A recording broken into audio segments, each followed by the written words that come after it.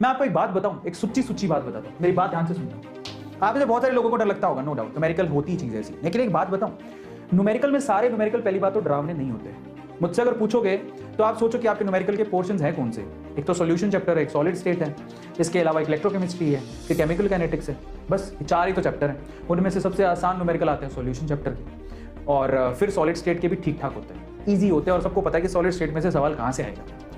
सबसे hard numerical थोड़े से होते हैं इलेक्ट्रोकेमिस्ट्री के और केमिकल काइनेटिक्स के, और केमिकल काइनेटिक्स में अगर आप फर्स्ट ऑर्डर निकालना सीख लेते हो तो वो भी न्यूमेरिकल आसान हो जाते हैं। लेकिन फिर भी मैं आपसे कहूंगा कि आप जरा सोचो कि टोटल 45 क्वेश्चन आएंगे, और उसमें से मैं आपको पहले बता चुका हूं कि ऑलमोस्ट 45 क्वेश्चन में से आपको 12 क्वेश्चन के करीब फिजिकल के मिलेंगे। फिजिकल केमिस्ट्री आपको लगता है कि 12 के 12 न्यूमेरिकल होंगे? अगर आप पूरे केमिस्ट्री के पेपर को पिछले 15 सालों के आप निकालो पेपर, आप पिछले 15 सालों के पेपर निकालोगे तो आप मुश्किल से आप लोग पाओगे कि उस पूरे जितना भी पेपर है उसके अंदर 5 से लेके 8 न्यूमेरिकल है।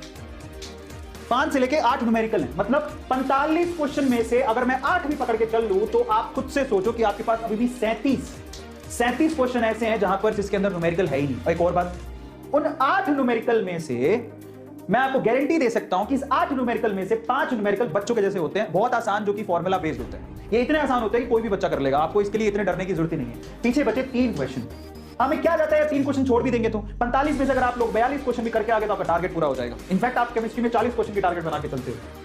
समझ में आ गया? तो इतना डरो मत। और मैं आपसे कहता हूं कि अगर आपको लगता है 2-3 सवाल टफ होते हैं तो आप टफ में अपना समय क्यों बर्बाद करते हो? बेटर क्या है? बेटर स्ट्रेटजी ये है कि आप इजी सिंपल न्यूमेरिकल करके जाओ, क्योंकि 8 में से 5 सवाल आसान आएंगे, 3 सवाल हार्ड होंगे, और 3 सवाल के चक्कर में आप अपना दिमाग मत खराब करो। अपने आप से कहो कि हाल फिलहाल मैं अपना सिलेबस पूरा करूंगा और मुझे एक्चुअली एक चीज का पता होना चाहिए, टफ न्यूमेरिकल छोड़ दो। और बात बता देता हूं, ध्यान से सुनना, अगर आपको किसी क्वेश्चन में 20 सेकंड से ज्यादा लग रहा है, इसका मतलब आप उसे छोड़ सकते हैं।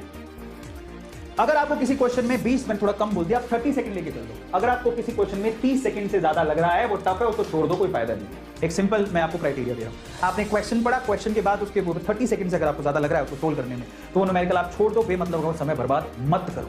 क्योंकि आप खुद सोचो, नीट एग्जाम में अगर आपको पता होगा तो नीट एग्जाम में टोटल आपका 3 घंटे होते हैं, मतलब 180 मिनट होते हैं। 180 मिनट में आपको 180 क्वेश्चन ही करने होते हैं, मतलब हर एक क्वेश्चन के लिए 1 मिनट आप लोगों को दिया जाता है, और उसमें से भी आपको पता है कि 20 मिनट आपको फॉर्मेलिटीज वगैरह में जाते हैं। तो ऑन एन एवरेज अगर आप देखोगे तो आपको हर एक सवाल के लिए ऑलमोस्ट 40 सेकंड से 50 सेकंड का समय है, लेकिन उसमें भी फिजिक्स के अंदर थोड़ा समय ज्यादा देना पड़ता है। तो मैं आपसे कहूंगा कि केमिस्ट्री के अंदर आप दिमाग बना के चल लो कि मेरे को 45 क्वेश्चन एनी हाउ 45 क्वेश्चन मुझे 20 मिनट में खत्म करने हैं।